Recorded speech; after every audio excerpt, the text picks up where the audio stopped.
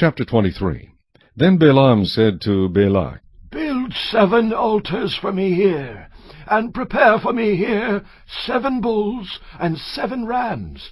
And Balak did just as Balaam had spoken, and Balak and Balaam offered a bull and a ram on each altar.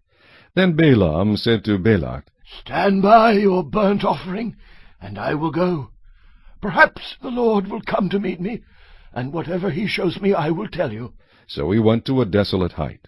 And God met Balaam, and he said to him, I have prepared the 7 altars, and I have offered on each altar a bull and a ram. Then the Lord put a word in Balaam's mouth, and said, Return to Balak, and thus you shall speak.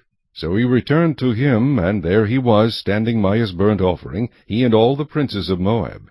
And he took up his oracle, and said, Balak, the king of Moab, has brought me from Aram, from the mountains of the east. Come, curse Jacob for me, and come, denounce Israel. How shall I curse whom God has not cursed? And how shall I denounce whom the Lord has not denounced? For from the top of the rocks I see him, and from the hills I behold him. There, a people dwelling alone, not reckoning itself among the nations. Who can count the dust of Jacob, or number 1/4 of Israel? Let me die the death of the righteous, and let my end be like his. Then Balak said to Balaam, What have you done to me? I took you to curse my enemies, and look, you have blessed them bountifully. So he answered and said, Must I not take heed to speak what the Lord has put in my mouth?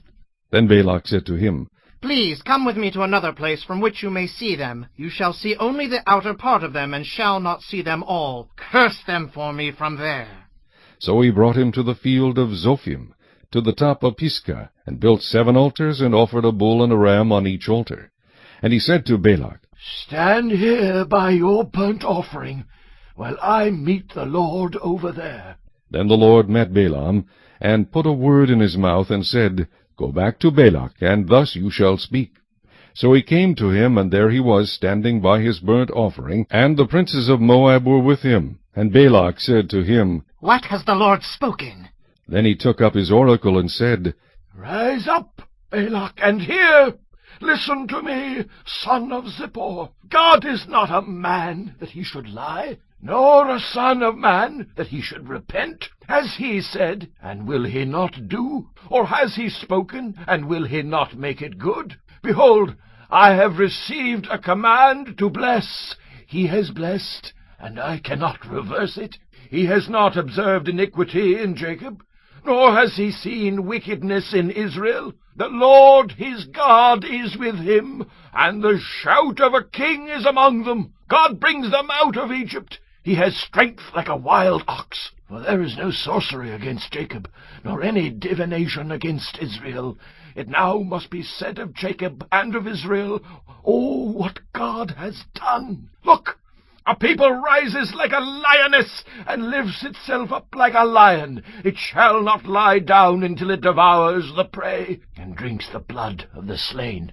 Then Balak said to Balaam, Neither curse them at all, nor bless them at all. So Balaam answered and said to Balak, Did I not tell you, saying, All that the Lord speaks, that I must do? Then Balak said to Balaam, Please come.